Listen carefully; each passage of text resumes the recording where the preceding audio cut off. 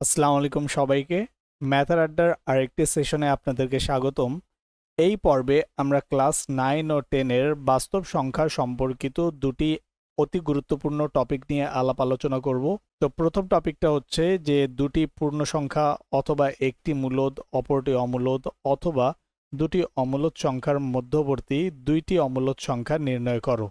তো এখানে আমি জাস্ট দিয়ে রাখলাম যে রুট ওভার এ এবং বি এর মধ্যে দুটি অমূলদ সংখ্যা নির্ণয় করো। তো এটার মানে হচ্ছে অনেকটা এরকম যে অমূলদ এবং মূলদ এই দুইটি সংখ্যার মধ্যবর্তী আমাদেরকে দুটি অমূলদ সংখ্যা নির্ণয় করতে হবে। আর সেকেন্ড যে টপিকটা, এটা মোস্ট ইম্পর্টেন্ট টপিক আমি মনে করি। আমাদের সময় এটা খুব ইম্পর্টেন্ট ছিল এবং সমসাময়িক সময়েও এটা আমি মনে করি খুব ইম্পর্টেন্ট একটা টপিক। তো আসলে আমরা একদম বেসিক লেভেল থেকে বোঝার চেষ্টা করব যে আসলে কিভাবে স্টেপ বাই স্টেপ প্রমাণটা করা যায়। তো এই সেকেন্ড টপিকটা হচ্ছে যে রুট ওভার 2 অথবা রুট ওভার 3 অথবা রুট ওভার 5 এই সংখ্যাগুলো যে একটি অমূলদ সংখ্যা, এই জিনিসটা আমরা আজকের ভিডিওতে প্রমাণের চেষ্টা করব। তো চলুন শুরু করা যাক। তো প্রথম টপিকের মধ্যে আমাকে বলতেছে যে রুট ওভার 3 এবং 4 এর মধ্যে দুটি অমূলদ সংখ্যা নির্ণয় করো। তো আমরা যদি রুট ওভার 3 এর সাংখ্যিক মান লেখার চেষ্টা করি তাহলে সেটা হবে 1.732058। এটা হচ্ছে অসীম অনাবৃত দশমিক সংখ্যা, তার মানে এটা অসীম পর্যন্ত চলতে থাকবে এবং এটাকে পৌনঃপুনিক দ্বারা রিপ্রেজেন্ট করা যাবে না। তার মানে দশমিকের পরে যে সংখ্যাগুলো আসবে তার মধ্যে কোনো প্যাটার্ন লক্ষ্য করা যাবে না। অর্থাৎ রুট 3 যেটা, এটা একটা অমূলদ সংখ্যা। আর একটা সংখ্যা দেয়া আছে 4 কে আমরা চাইলে 4.00000 এই আকারেও প্রকাশ করতে পারি। এটা দ্বারা আসলে এর মানের কোনো পরিবর্তন হবে না, কারণ দশমিকের পরে আপনি যত ইচ্ছা তত জিরো নিতে পারবেন। এটা জাস্ট ক্যালকুলেশনের সুবিধার জন্য আমি আপনাদেরকে এটা দেখাইলাম, কিন্তু পরীক্ষার খাতায় এভাবে লেখার কোনো দরকার নেই। তো এখন যদি আমি সংখ্যা রেখার মধ্যে এই দুটি সংখ্যা দেখাতে চাই তাহলে সংখ্যাগুলো অনেকটা এরকম দেখাবে। এই হচ্ছে আমার সংখ্যা রেখা। সংখ্যা রেখার মধ্যে আমি এখানে দিয়ে দিলাম 0, এখানে 1 2 3 আর এখানে কোথাও আমি দিয়ে দিলাম 4। এখন যদি আমি রুট ওভার 3টা দেখি তাহলে রুট ওভার 3টা যেহেতু 1.7, তার মানে এটা এখানে কোথাও লাই করবে। আমি এখানে মার্ক করে দিয়ে দিলাম যে এটা হচ্ছে আমাদের রুট ওভার 3। আর এটা তো আমাদের 4 দেখেই বোঝা যাচ্ছে। তো এই দুইটার মাঝামাঝি আমাকে অমূলদ সংখ্যা নির্ণয় করতে হবে। তো আমরা কিভাবে করতে পারি? তো এটা খুবই সিম্পল। আমি প্রথমে যেটা আমাদের বইয়ের মধ্যে নিয়মটা আছে আমি সেটা দেখাবো। তো এখানে রুট ওভার 3 এটার সাংখ্যিক মান হচ্ছে 1.732058, তারপর ডট ডট ডট। এখন যদি আমি রুট ওভার 3 এর সাথে 1 যোগ করি তাহলে 1 যোগ করার অর্থ হচ্ছে আমি এখানে 1.0000000 এই ধরনের সংখ্যাগুলো যোগ করলাম। তো এটা যোগ করার ফলে যেটা হবে যে আমাদের 1 আর 1 যোগ হয়ে 2 হয়ে যাবে, আর দশমিকের পরে আমাদের সংখ্যাগুলোর কোনো পরিবর্তন হবে না। তো দশমিকের পরে যদি সংখ্যাগুলোর পরিবর্তন না হয় তাহলে এটা আগে যা ছিল এখনও তাই থাকবে। তার মানে এটা এখনও অসীম অনাবৃত দশমিক সংখ্যা আকারেই থাকবে, কারণ দশমিকের পরে যে সংখ্যাগুলো তাদের মধ্যে কোনো প্যাটার্ন লক্ষ্য করা যাবে না আর সেগুলো অসীম পর্যন্ত চলতে থাকবে। তাহলে এই যে সংখ্যাটা আমরা পাইলাম এটাও একটা অমূলদ সংখ্যা। তাহলে আমি বলতে পারি রুট ওভার 3 প্লাস 1 এটাও একটা অমূলদ সংখ্যা। আর যদি আমি সংখ্যা রেখার মাধ্যমে দেখাতে চাই তাহলে এটা অনেকটা হবে 2.7।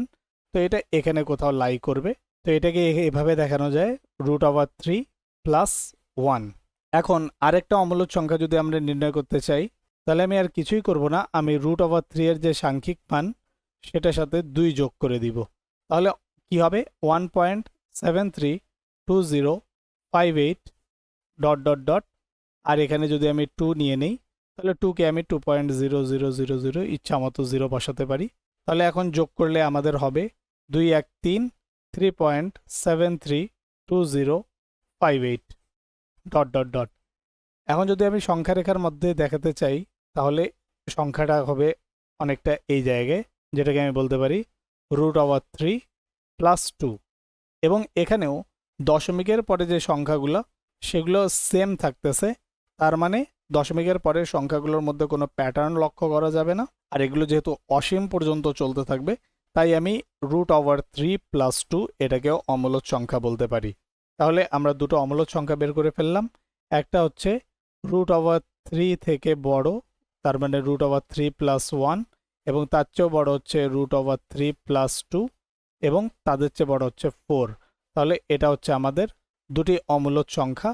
আর সংখ্যা রেখার মধ্যে যদি আমরা দেখি তাহলে দেখব যে এইখানে একটা পয়েন্ট আর এখানে একটা পয়েন্ট, যেটা √3 আর 4 এর মধ্যে অবস্থিত। আমি কি শুধু পূর্ণ সংখ্যাই যোগ করতে পারি? না, আমি চাইলে এখানে ভগ্নাংশ যোগ করতে পারতাম। কিরকম? যদি আমি √3 এর সাথে 0.5 অথবা হাফ, যেটা ফ্র্যাকশন আমরা জানি, সেটা যদি যোগ করতাম তাহলে কিরকম সিনারিওটা দেখতাম। তো √3 এটা সাংখ্যিক মান হচ্ছে 1.732058। এটার সাথে আমি যদি 0.5 যোগ করি, তাহলে 0.5 যোগ করার অর্থ হচ্ছে যে দশমিকের পরে আমার শুধু একটি সংখ্যা দেখা যাচ্ছে, তাহলে এই সংখ্যাটা দশমিকের পরে এই সংখ্যার সাথে যোগ হবে। আর 0.5কে আমি চাইলে 0.50000 আকারেও রিপ্রেজেন্ট করতে পারি। তাহলে দশমিকের পরে শুধু একটি ঘরে পরিবর্তন আসবে, বাকি সংখ্যাগুলো অপরিবর্তিত থাকবে। তার মানে 3, 2, 0, 5, 8 এগুলো অপরিবর্তিত থাকবে। আর এখানে হয়ে যাবে 7, 5, 12, 2, হাতে থাকলো 1, 1 আর 1, 2। তাহলে আমরা এটা আরেকটা নতুন সংখ্যা পাইলাম, যেটা হচ্ছে 2.232058, এবং এটাও অসীম পর্যন্ত চলতে থাকবে এবং এখানে কোনো প্যাটার্ন লক্ষ্য করা যাবে না। তাহলে এটাও একটা অমূলদ সংখ্যা হবে। আমি চাইলে 0.525 এটাও যোগ করতে পারতাম, আমি চাইলে 0.25ও যোগ করতে পারতাম। তাহলে শুধুমাত্র দশমিকের পরে 2 অথবা 3 ঘরের পরিবর্তন আসতো, বাকি সংখ্যাগুলো অপরিবর্তিত থাকতো। আর যেহেতু সেই সংখ্যাগুলো অপরিবর্তিত থাকতো এবং আর নতুন কোনো সংখ্যা তাদের মধ্যে যোগ হচ্ছে না, তাহলে তাদের মধ্যে পরবর্তীতে কোনো প্যাটার্ন লক্ষ্য করা যাবে না এবং আমি সেগুলোকেও অমূলদ সংখ্যা বলতে পারি।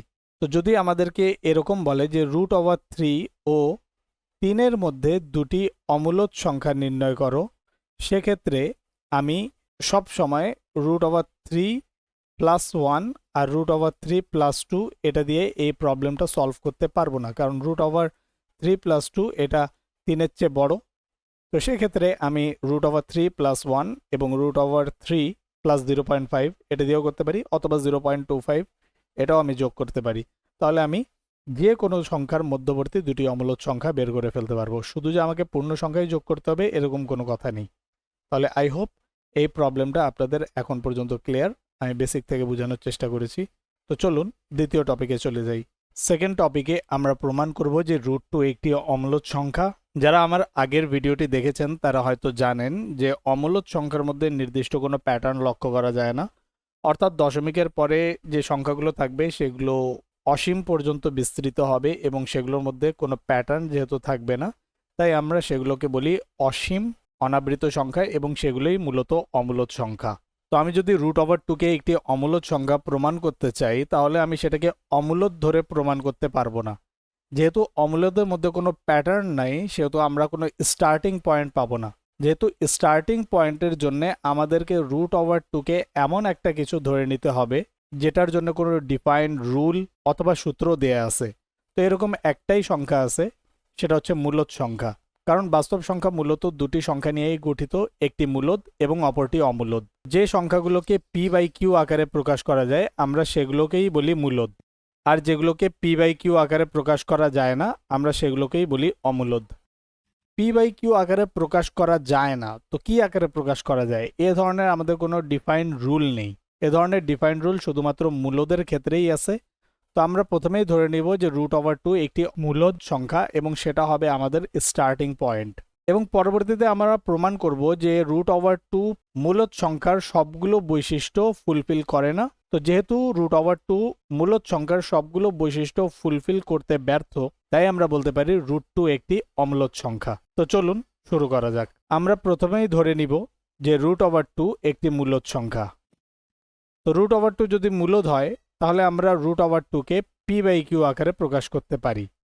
এখন p/q এর কিছু পরিচয় আছে, যে p ও q হবে পরস্পর সহমৌলিক। সহমৌলিকের অর্থ কি? আপনারা যারা আমার আগের ভিডিও দেখে থাকেন তাহলে আমি সেখানে বিস্তারিত আলাপ আলোচনা করেছি।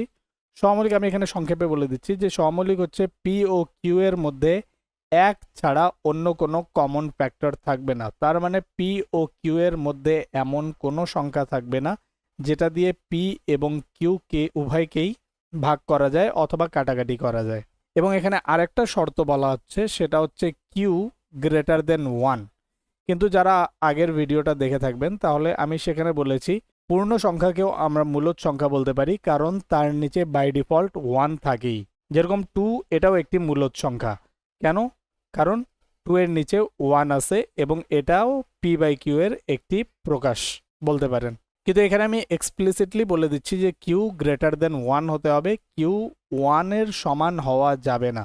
তো কিউ যদি 1 এর সমান হয় তাহলে আসলে ব্যাপারটা কি ঘটে আমি একটু এটা ডেসক্রাইব করে দেই, তাহলে বুঝতে পারবেন যে আমি কেন বলতেছি কিউ ইজ গ্রেটার দেন 1। তো √2 কে আমি প্রকাশ করলাম পি বাই কিউ আকারে। এখন যদি কিউ ইজ ইকুয়াল টু 1 হয় তাহলে আমি বলতে পারি √2 is equal to p by 1। সুতরাং পি ইজ ইকুয়াল টু √2। তো আমরা আসলে যেখান থেকে শুরু করেছিলাম আমরা আবার সেখানেই চলে আসলাম।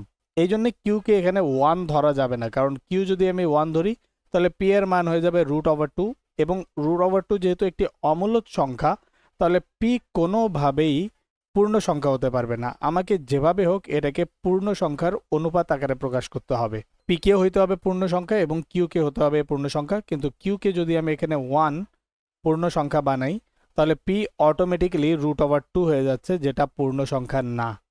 এই জন্য এখানে আগেই ধরে নিচ্ছে যে q is not equal to 1, q must be greater than 1। আর কিউ লেস দেন 1 হইতে পারবে না, কারণ লেস দেন 1 হচ্ছে ভগ্নাংশ। আর কিউকে নেগেটিভও ধরতেছে না, কারণ নেগেটিভ ধরলে এই পুরো টার্মটা নেগেটিভ হয়ে যাবে, কিন্তু এটা তো আমার একটা পজিটিভ নাম্বার, এই জন্য এটাকে নেগেটিভও ধরা হচ্ছে না।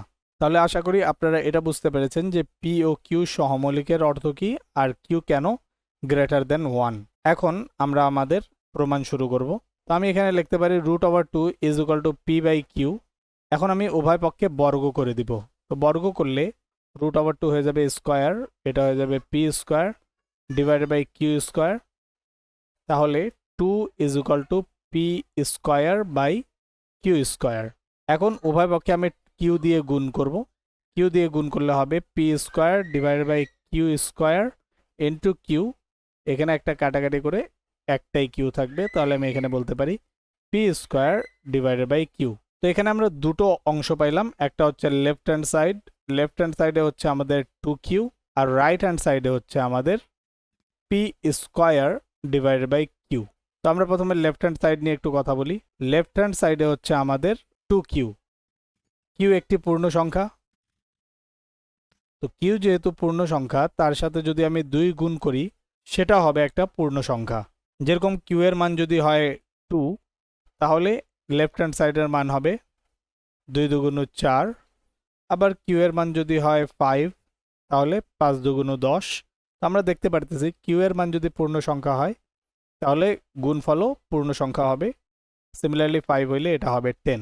তো আমরা বলতে পারি লেফট হ্যান্ড সাইড একটি পূর্ণ সংখ্যা। এখন আমাকে কোনোভাবে প্রমাণ করতে হবে যে রাইট হ্যান্ড সাইডও একটি পূর্ণ সংখ্যা। তো রাইট হ্যান্ড সাইড এখানে হচ্ছে আমাদের p square divide by q. তো পি স্কোয়ারকে আমি লিখতে পারি p into p divide by q. কিন্তু আমরা আগেই বলছি যে পি ও কিউ পরস্পর সহমৌলিক, তার মানে পি ও কিউ এর মধ্যে 1 ছাড়া এমন অন্য কোনো সংখ্যা নেই যেটা দিয়ে পি এবং কিউ উভয়কেই ভাগ করা যায়। আমি যদি এখানে সংখ্যার মাধ্যমে দেখাই যে মনে করেন পি এর মান হচ্ছে 7 আর কিউ এর মান হচ্ছে 2, এই মানগুলো যদি আমি বসাই দিই তাহলে এটা হবে 7 × 7 ডিভাইড বাই 2।